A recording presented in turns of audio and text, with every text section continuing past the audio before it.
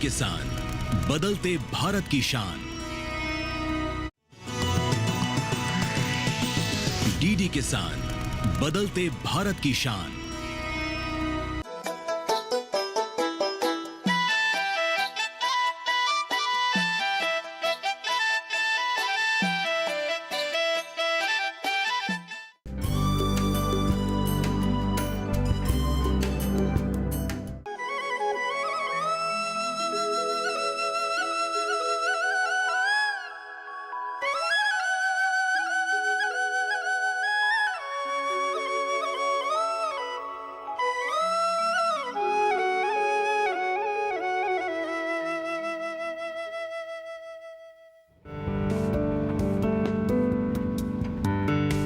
दीदी, थोड़ी देर बाद हम गांव पहुंचने वाले हैं। हाँ, कुछ कह रहे हो? गांव का रास्ता करीब ही आ रहा है। घर के लिए मिठाई खरीदनी है क्या? नहीं, मैं अपने साथ केक और भतीजों के लिए चॉकलेट लेकर ही आई हूँ। सीधे घर चलो। ठीक है दीदी।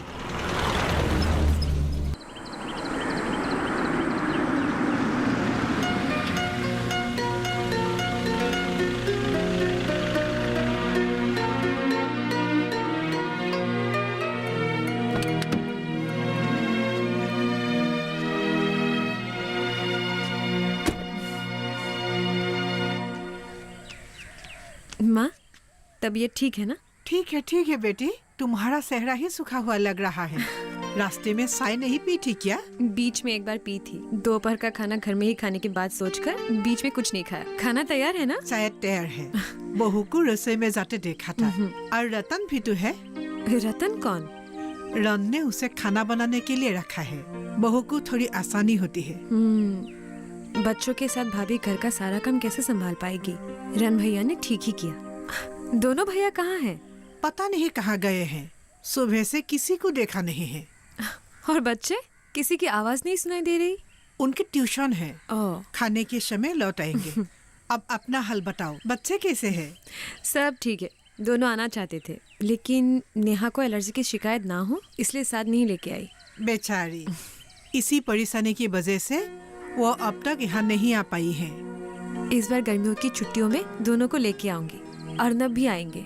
गर्मी में एलर्जी की ज्यादा परेशानी भी नहीं होगी। दोनों को देखने की बहुत इच्छा होती है। जोड़ों के दर्द के कारण कहीं जा भी नहीं सकती। इस बार गर्मी की छुट्टियों में दोनों को यहाँ जरूर भेज देना। भेज देना मतलब? मैं तो खुद चाहती हूँ वो जब चाहे तुम्हारे पास आकर रहे, पिताजी के बनाए हुए घर को देखे, उनकी माँ से जुड़ी हुई यादों वाली जगह को देखे, गांव के लोगों के साथ जान पहचान करे। मगर आ गई अनुपमा? हाँ भाभी। सुबह से माँ जी तुम्हारी राह देख रही है। मैंने बरामदे में बैठ के हवा नहीं लगाने को कहा था। रात में दर्द बढ़ सकता है। मेरी बात इन्होंने नहीं मानी। कब से इंतजार कर रही है। कब तुम्हारी गाड़ी की आवाज सुनेगी, कब तुम आओगी। हमने ऐसी माँ नहीं देखी है जिसके प्राण बेटी के ऊपर ही अटके रहते हैं। तुम बहुत खुशकिस्मत हो अनुपमा। पिताजी के गुजर जाने के बाद माँ काफी तन्हा हो गई है, इसलिए शायद इस तरह से मेरी राह देखती रहती है। क्या हम लोग नहीं है? पोता पोती है, मैं हूँ, रन है, राजा है, फिर भी माँ जी का ध्यान सारा तुम्हारे ऊपर ही अटका रहता है। धीरे धीरे शांत हो जाएगा माँ का मन। तुम बुरा मत मानना। पिताजी को गुजरे ज्यादा दिन नहीं हुए हैं ना, इसीलिए। दोनों भैया कहाँ हैं? आज तो ऑफिस भी बंद है। किसी काम से टाउन गए हैं, शाम तक आ जाएंगे। चलो अंदर चलते हैं। चलो आओ। पिछले 3 सालों में खेती में जो कामयाबी आपने हासिल की है उसकी चर्चा पूरे जिले में हो रही है। इससे हमारा भी गौरव बढ़ा है। सच बात तो ये है कि सर, मेरी कामयाबी के पीछे कई लोगों का साथ रहा है। सुना है आपके पिताजी को काफी तकलीफें उठानी पड़ी थी। आपने ठीक सुना है दास बाबू। हम लोगों की केवल 6 बीघा जमीन थी। 3 लोगों के परिवार का गुजारा पिताजी किसी तरह चलाते थे। एक दिन गांव में सैलाब आया और हमारे खेत में रेत बिछ गई। 10 साल तक उस जमीन में हम फसल पैदा नहीं कर पाए। यह कब की बात है? मैं तब 8-9 साल का था सर। जिस दिन सैलाब आया उस दिन हमारा सब कुछ तबाह हो गया। मेरी माँ सैलाब के साथ बह गई। पिताजी मुझे सीने से लगाकर पैर पर सर गए और इसी तरह मेरी जान बच पाई। हे भगवान। हम लोग एक दिन एक रात पैर पर ही रहे। 2 दिन बाद पानी उतर गया। घुटने तक जमी रेत पर हम लोग माँ का शरीर ढूंढ नहीं पाए। उसके बाद सैलाब चला गया और हमारी बदकिस्मती शुरू हो गई। गांव के दूसरे लोगों के खेत में भी रेत जमी थी, मगर हमारी जैसी बुरी हालत किसी की भी नहीं हुई थी। खेती करने के लिए जब जमीन नहीं बची तो पिताजी दूसरे लोगों के खेतों में काम करने लगे और मैं भी उनका हाथ बताने लगा। इस तरह 10 साल बीत गए।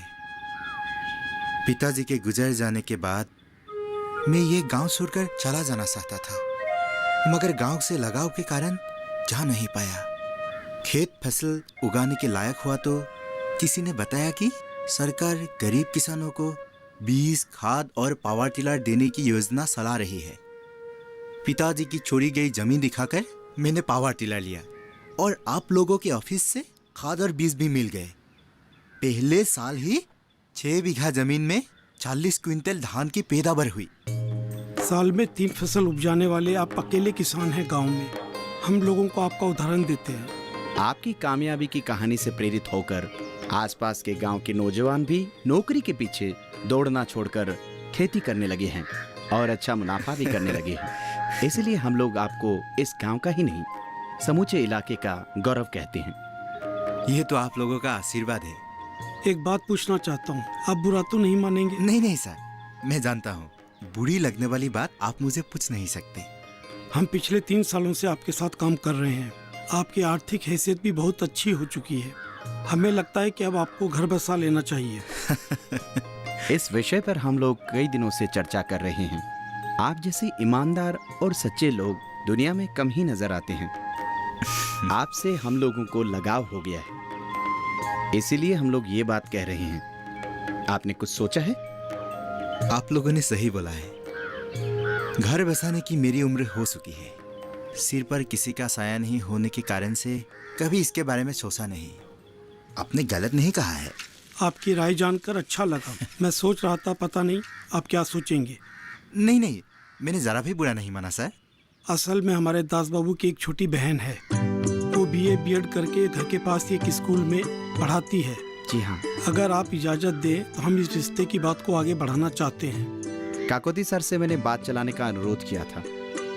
अगर आपको इतराज ना हो तो किसी दिन हमारे घर आइए। आपकी बहन BA BEd है और मैं अनपढ़ हूँ। इतनी पढ़ी लिखी लड़की मेरे जैसे अनपढ़ लड़के को पसंद करेगी? क्या औपचारिक शिक्षा ही सब कुछ होती है? खेती के बारे में बिना पढ़े लिखे ही आप जितना जानते हैं उतना तो कृषि का स्नातक भी नहीं जानता। आपकी औपचारिक शिक्षा कम हो सकती है, मगर व्यवहारिक शिक्षा के मामले में आप अव्वल है। सर, आपकी बात से मैं सहमत हूँ। एक दिन हमारे घर भी चले आइए, मेरी बहन से मिलकर बातचीत कर लीजिए। हो सकता है आपको पसंद आ जाए। मैं जल्दी ही आपकी शादी की दावत खाना चाहता हूँ। आप लोग जितनी मेरी तारीफ कर रहे हैं, पता नहीं मैं उतना लायक हूँ भी या नहीं। आप मुझे 2 दिन का वक्त दीजिए सोचने के लिए, फिर मैं बता दूंगा मैं आपके घर कब जाऊंगा। ठीक है। अच्छा, हम चलते हैं। अच्छा ठीक है, चलते हैं।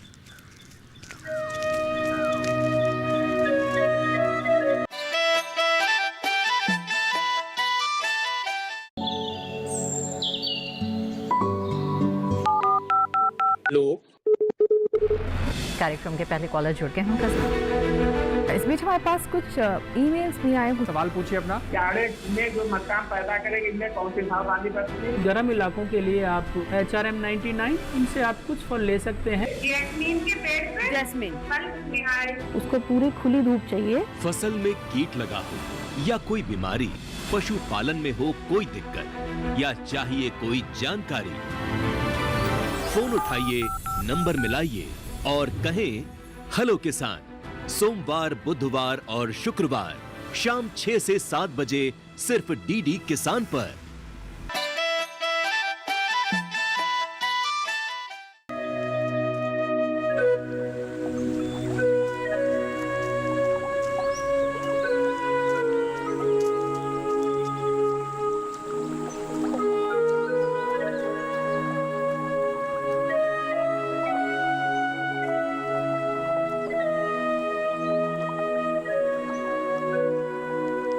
गाय चरा रहे हो?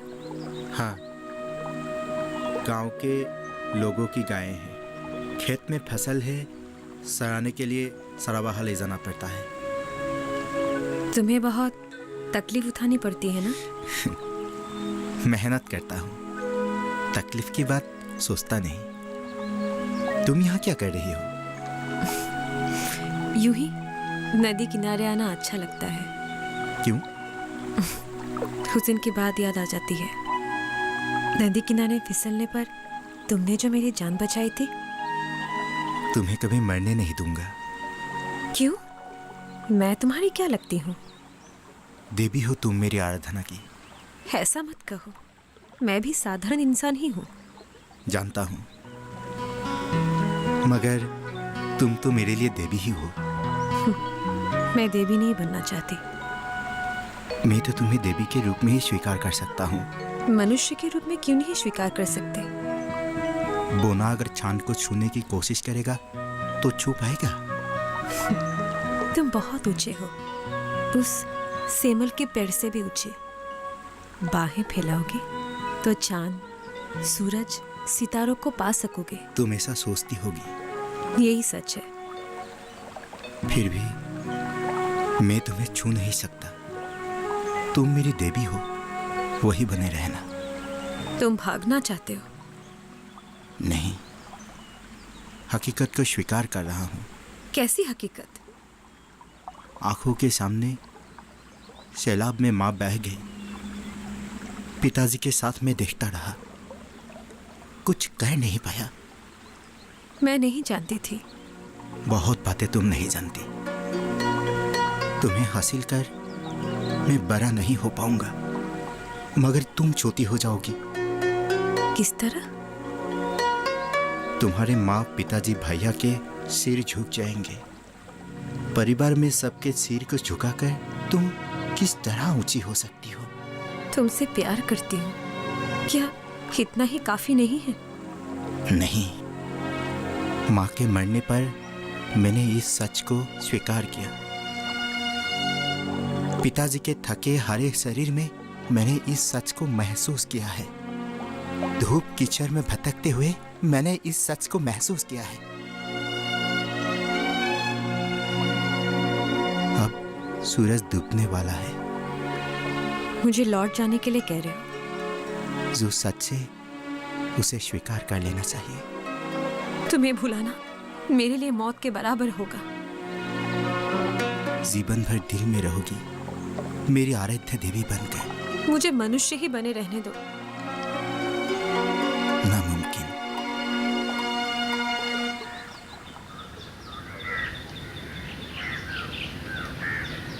तुमी से तबिते मोरा प्रवर्तक नारायण, তুমি নাথময় নাথবন্ত শরণ সত্র রসায়া দিয়া দূর করা মায়া করা দয়া প্রভু ভগবন্ত। देवों की आराधना वाली प्रार्थना किसी मृतक को याद करके नहीं गानी चाहिए बेटी। पिताजी ही मेरे ईश्वर है। अपने दिल में पिताजी की मौजूदगी मैं हमेशा महसूस करती हूँ। आदमी की तुलना ईश्वर से नहीं करनी चाहिए बेटी। मैं ये सब कुछ नहीं जानती हूँ माँ। तुम्हारे दिल की बात मैं समझ सकती हूँ। तुम्हारी गृहस्थी है जिसमें तुम व्यस्त रह सकती हो। मेरी तरफ देखो। एक दिन मेरे पास सब कुछ था। प्यार करने वाले पति थे, रॉन, राजा, और तुम भी थी। फिर तुम ससुराल चली गई। रॉन ने भी घर बसा लिया। कल राजा का भी घर बस जाएगा। उनके जीवन में, तुम्हारे जीवन में अब मेरी कोई जरूरत ही नहीं रह गई। इस समय मुझे मेरे पति के साथ की सबसे ज्यादा जरूरत थी, मगर वो तो चले गए। अब तुम ही बताओ मैं क्या करूंगी?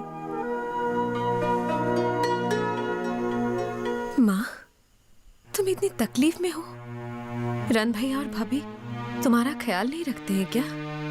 रखते हैं, दोनों मेरा बहुत ख्याल रखते हैं। भूख लगने पर खाना देते हैं, प्यास लगने पर पानी, तबीयत खराब होने पर इलाज कराते हैं। एक नौकरानी का भी इंतजाम कर दिया है। और राजा भैया? घर आते जाते वक्त मेरा हाल पूछता है। तीनों मेरा बहुत ख्याल रखते हैं। किस्मत से ही मुझे ऐसे बच्चे मिले हैं। मुझे इनसे कोई शिकायत नहीं। तो फिर भी बुढ़ापे की पीड़ा हर वक्त मुझे परेशान करती रहती है। इस पीड़ा को मैं तुम लोगों के साथ बांट नहीं सकती। जो मुझे सहारा दे सकते थे वो मुझे तन्हा चढ़कर चले गए। तुम ऐसी बातें मत करो माँ। पिताजी को खोने का गम मुझे भी हमेशा परेशान करता है। अगर तुम खुश नहीं रहोगी तो तुमसे दूर मैं कैसे ठीक रह पाऊंगी? अर्नब और बच्चों को अगर ये सब पता चला तो वे मुझे तुम्हें साथ ले जाने के लिए कहेंगे। नहीं, ये घर छोड़कर मैं कहीं नहीं जाऊंगी। 40 साल अपने पति के साथ मैंने जिस घर में जिंदगी गुजारी है, उस घर को छोड़कर मैं कहाँ जा सकती हूँ? यही दम तोड़कर मैं उनके पास जाना चाहती हूँ बेटी। माँ, ओ पैदल मारी मारी मारी मारी मारी मारी, ओ भंटी साइकिल चलाई जाऊं, पदुली रतन? एरी एरी एरी एरी रतन? एरी एरी, ओ भंटी तुम रतन। हाँ भाभी। ओहो आप हैं। सब्जी मुझे दो, मैं काट देती हूँ। मैं काट लेता हूँ दीदी। मैं काट लूंगी, तुम जाओ। लीजिए। चलो।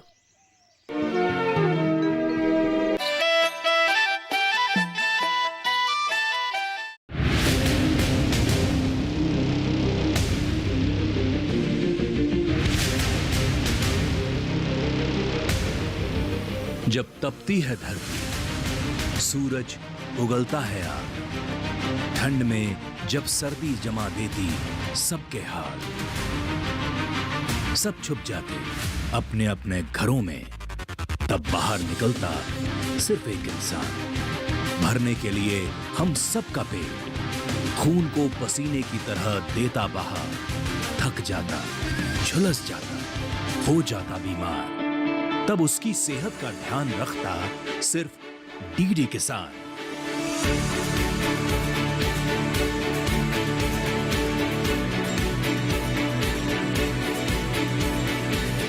देखिए स्वस्थ किसान शनिवार शाम 6 बजे लाइव सिर्फ दूरदर्शन किसान चैनल पर।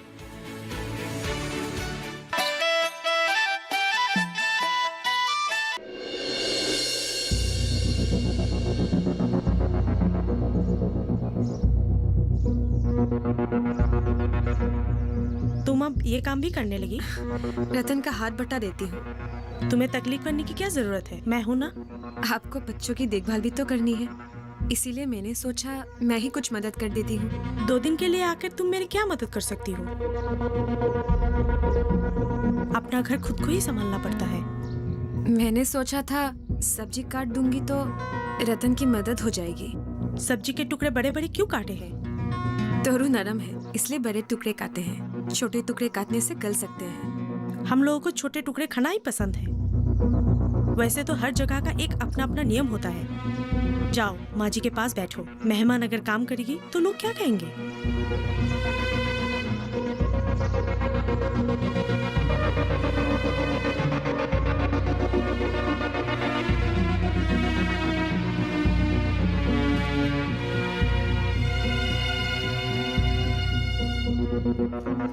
शादी करके विदा हुए कितने साल हो गए, फिर भी इतनी जल्दी जल्दी मायके आने वाली लड़की दूसरी कहीं नहीं दिखी है। पति है, बच्चे हैं, पता नहीं किस मोह से बार बार घर आ जाती है।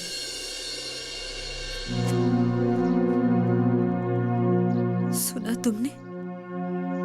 आज इस घर में मैं मेहमान हूँ। यहीं पैदा हुई, यहीं खेली, यहीं बड़ी हुई और एक दिन यहीं अपने सपनों को कुचलकर फेरे लेकर चली गई। तुमने ही मुझे भेज दिया। मैं जाना नहीं चाहती थी, जीवन भर तुम्हारे पास ही रहना चाहती थी, मगर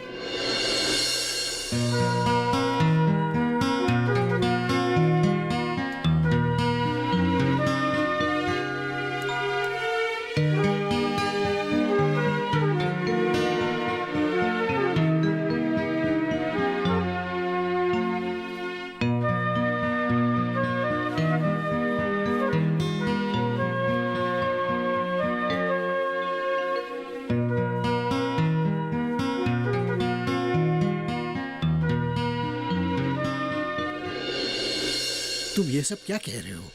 पागल हो गए हो क्या? अगर मुझे पागल कहकर आज आप मेरी बात नहीं सुनेंगे तो कल आपको पछताना पड़ेगा। हम सब की नाक कट जाएगी। वो वैसी लड़की नहीं है। मैं भी उसे बुरी लड़की नहीं कह रहा हूँ, लेकिन एक जवान लड़का हमेशा एक जवान लड़की के पीछे पीछे घूमता रहेगा तो गांव के लोग तो बात बनाएंगे ही। इसीलिए समय रहते ही हम लोगों को सावधान होना पड़ेगा। वो लोग बचपन से खेल कूद कर बड़े हुए हैं, दोस्ती तो होगी ही। बेकार ही लोग बातों का बतंगड़ बना रहे हैं। मुझे पसंद नहीं है लोग चौराहे पर अनु का मजाक उड़ाए। अगर आप कुछ नहीं कहेंगे तो मजबूर होकर मुझे ही कुछ करना होगा, तब आप कुछ मत कहिएगा। बचपन के दोस्त आपस में बात करते हैं तो समाज के सोचने से उनके रिश्ते अपवित्र नहीं हो जाते। ऐसी दोस्ती को लोग चर्चा का विषय भी नहीं बनाते। अनु लक्ष्मण रेखा पार कर चुकी है। तुम बेवजह नाराज हो रहे हो। मुझे उस पर पूरा भरोसा है। तुम लोग उसके बारे में ऐसे बातें मत करो। झूठे शक के आधार पर उसके दिल पर चोट मत पहुंचाओ, वो टूट जाएगी।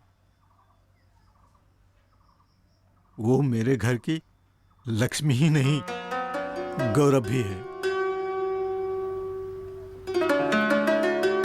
वो कभी ऐसी गलती नहीं करेगी। ओछी बातें कहकर तुमने मुझे रुला दिया है।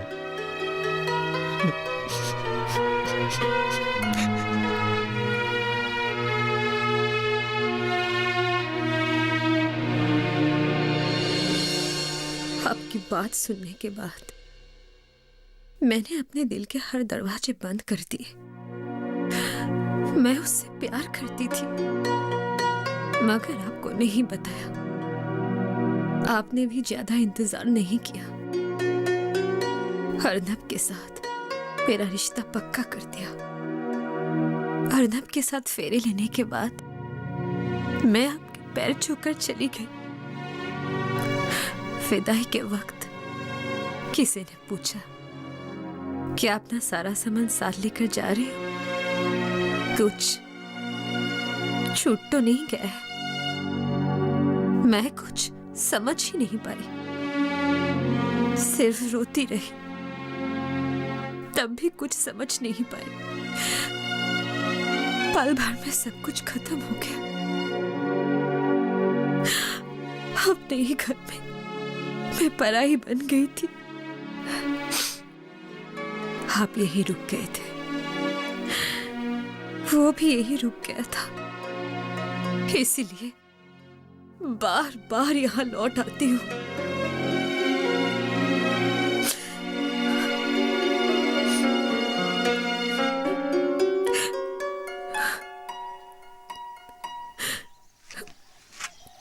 क्या देख रही हो कि तुम्हारी माधवीलता बड़ी हो गई है? हाँ, बड़ी हो गई। काफी दिन बीत गए ना। इस बार कुछ दिन रुकेगी ना? नहीं भैया, कल चली जाऊंगी। उनको बच्चों की देखभाल करने में परेशानी हो रही होगी। हाँ, ये तो सही है। ज्यादा दिन तक पति और बच्चों से दूर रहना ठीक नहीं होता। अरे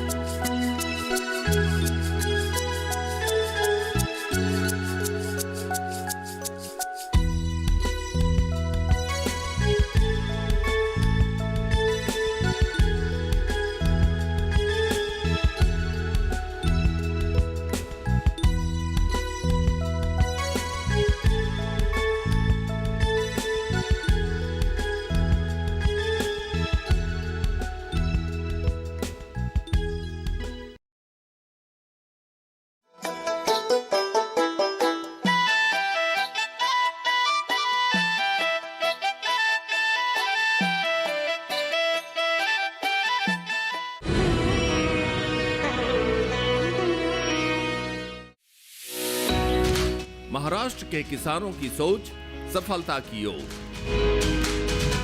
वर्धा जिले के लाल मेहनत का कमाल। वायगांव हल्दिया में हल्दी की खास खेती। जीआई टैग से किसानों को मिली खास पहचान। इस रविवार वायगांव के किसानों की कहानी मंडी.com सिर्फ डीडी किसान पर सुबह 8:30 बजे और शाम 5 बजे।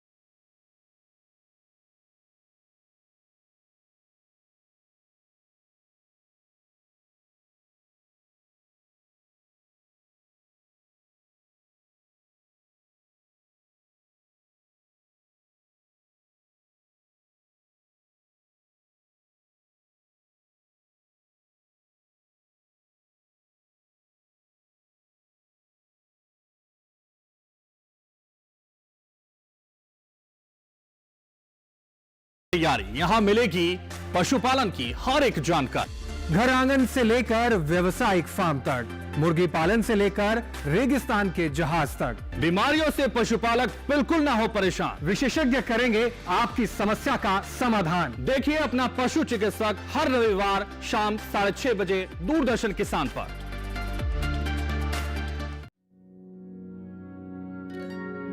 मेन गेट पे भी लगा दे दिया।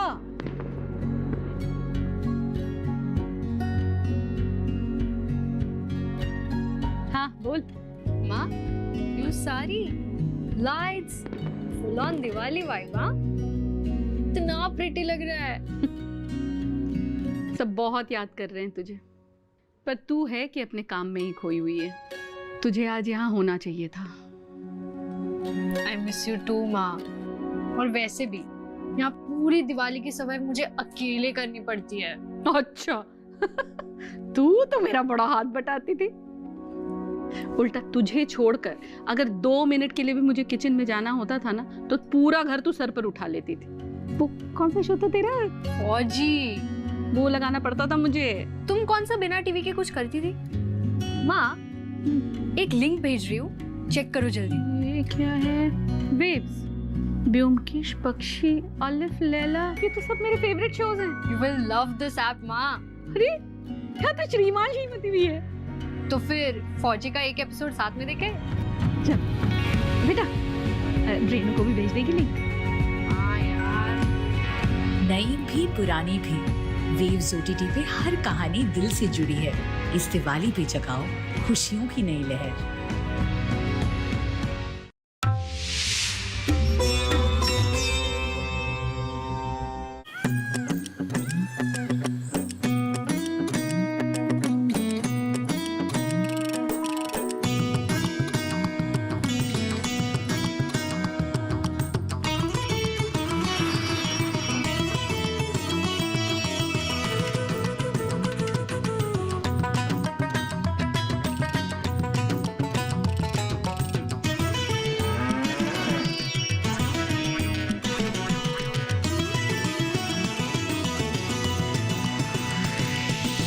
डीडी किसान, बदलते भारत की शान।